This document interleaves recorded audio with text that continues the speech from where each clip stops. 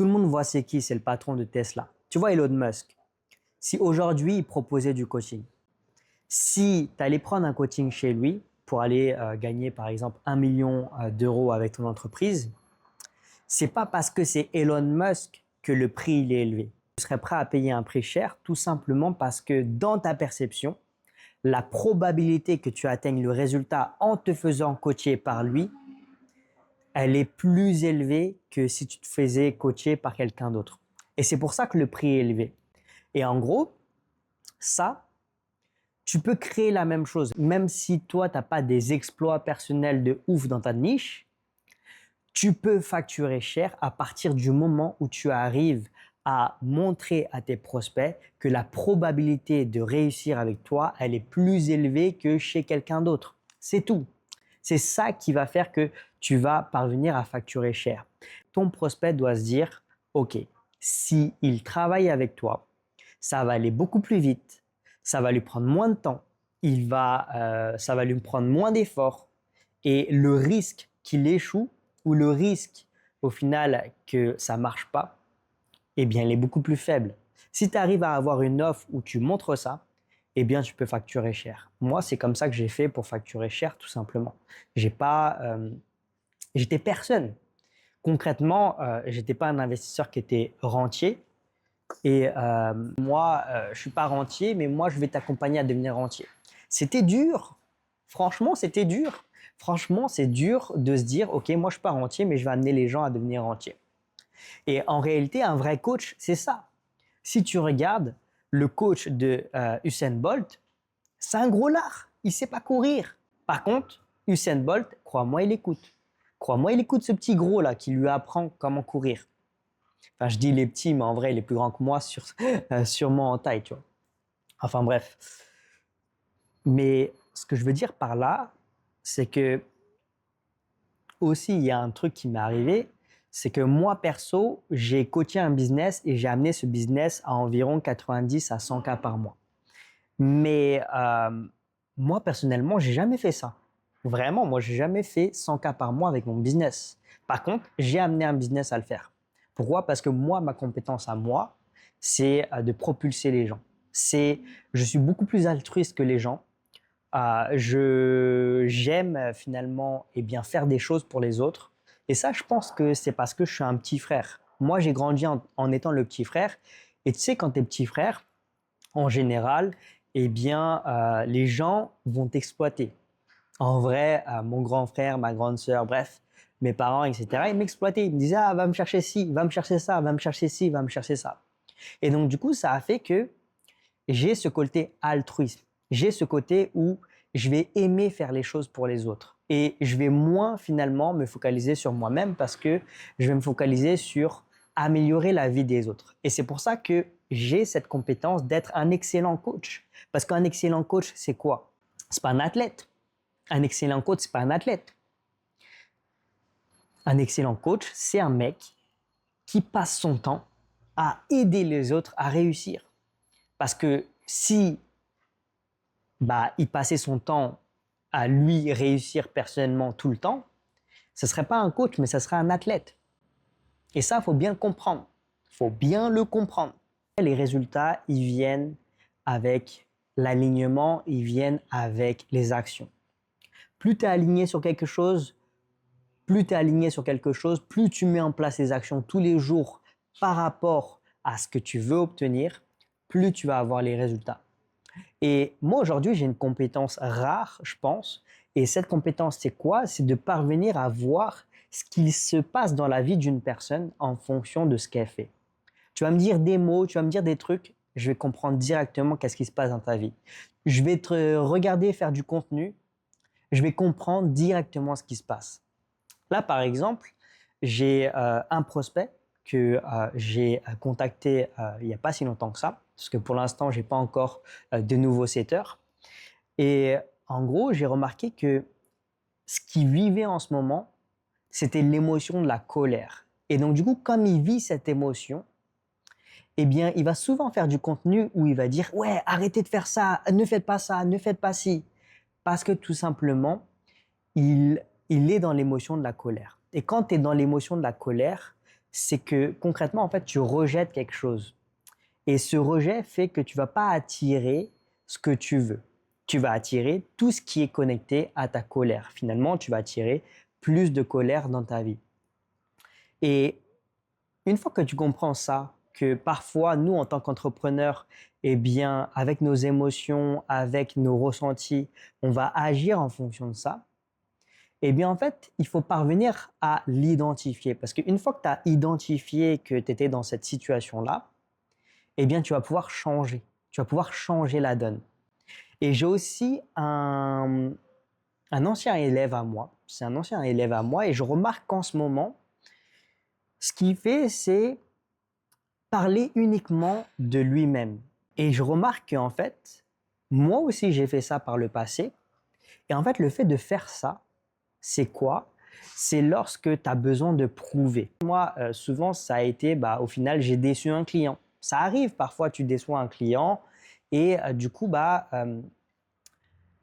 intérieurement, tu ressens l'envie de, OK, j'ai déçu ce client, ça veut dire que je suis un mauvais coach, ça veut dire que je ne suis pas un bon coach. Et du coup, je vais essayer de prouver ma valeur, je vais essayer de prouver que je suis un bon coach, que je suis bon, j'ai des résultats, j'ai réussi à amener les gens à tel résultat, à X résultat, et que moi, personnellement, j'ai réussi.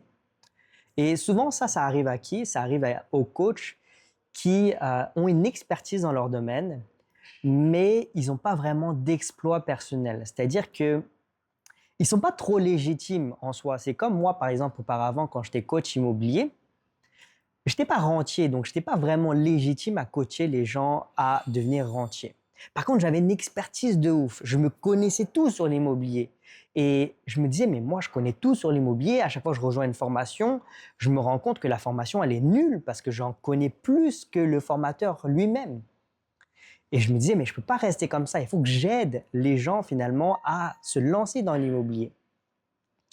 Mais par contre, il y avait un truc que j'avais, c'était que moi, j'avais déjà investi dans l'immobilier. Même si je n'étais pas rentier, j'avais déjà investi dans l'immobilier. Et c'est là où, en fait, j'ai changé mon positionnement. J'ai arrêté de dire, OK, je vais aider les gens à devenir rentiers, mais j'ai commencé à dire, OK, je vais t'aider à réussir ton premier investissement locatif pour que tu puisses franchir une étape vers ton objectif principal qui est de devenir rentier. Et là, avec ce positionnement-là, j'avais plus ce problème de ne plus être légitime. Je me sentais 100% légitime. Et en suivant la plupart des formations immobilières, ça m'a permis aussi de créer un programme qui répondait à toutes les lacunes des formations immobilières que j'avais suivies. Donc mon programme, il était totalement différent. Les gens qui rejoignaient mon programme, ils se disaient, mais waouh, c'est quoi ce programme? Dans ce programme, tu as tout. Dans ce programme, j'avance. Dans ce programme, je réussis. Tout simplement parce que je savais ce qui se faisait ailleurs. Moi, il y a un truc que je déteste faire, c'est de me conformer aux règles. Les gens, ils vont te dire, oh, il faut regarder dans les yeux la caméra. Mais moi, franchement, ça me casse les couilles de faire ça, en fait. Moi, ce que j'aime, c'est la spontanéité. Ce que j'aime, c'est faire les choses de manière simple. Je mets le truc, je parle, et c'est tout. Et c'est tout. J'ai juste des questions, un fil conducteur. Je sais à peu près de quoi je vais parler. J'ai des mots-clés que je sais que je vais parler à coup sûr. Et c'est tout. Moi, si tu me demandes de préparer, il y a des fois où j'aime préparer et c'est OK, mais la plupart du temps, j'aime la spontanéité. La plupart du temps, j'aime quand c'est simple. La plupart du temps, je déteste quand je dois préparer plein de trucs, je suis obligé de dire un truc en particulier de cette manière, comme ça, comme ça. Non, franchement, ça, c'est pas moi. Moi, je suis pas comme ça. Et jamais je vais développer un business comme ça parce que ça va me faire chier, en vrai. Je pense que le truc le plus dur que j'ai dû vivre en tant que coach, c'est de comprendre que j'étais pas un athlète et de jouer avec mes règles à moi. Quand tu es un coach, ta qualité première, c'est d'être altruiste. Ça veut dire que ta qualité première est de faire réussir les autres. Ça veut dire que quand ton focus c'est faire réussir les autres, eh bien, en réalité, t'es pas focus sur toi réussir personnellement. Mais en tant qu'entrepreneur, tu as envie de réussir. Et donc, du coup, il te faut trouver un moyen de faire les deux, de performer personnellement et aussi te focaliser sur les autres. La solution la plus simple que j'ai trouvée, c'est de recruter. Rien de difficile, c'est simple. Un business simple. Franchement, t'as pas besoin d'avoir une notoriété de ouf. T'as pas besoin d'avoir une audience de ouf. Tu as juste besoin d'avoir une conversation. Montrer à la personne avec qui tu es en conversation que tu es la bonne personne pour l'aider. Une fois que tu as fait ça, tu lui proposes ton offre et elle va acheter. C'est aussi simple que ça. Moi, je sais que si une personne regarde intégralement ma masterclass, naturellement, elle va vouloir acheter. Pourquoi? Parce que tu regardes ma masterclass, tu deviens fou. Tu te dis, mais waouh, en fait, c'est lui la personne qui peut m'aider. C'est lui la seule et unique solution à mon problème. C'est tout. Donc, je n'ai pas besoin d'avoir 100 000 vues. Ce que j'ai besoin, c'est d'avoir une personne qui a vu ma masterclass avec qui je suis en conversation. C'est tout. Et toi, c'est pareil.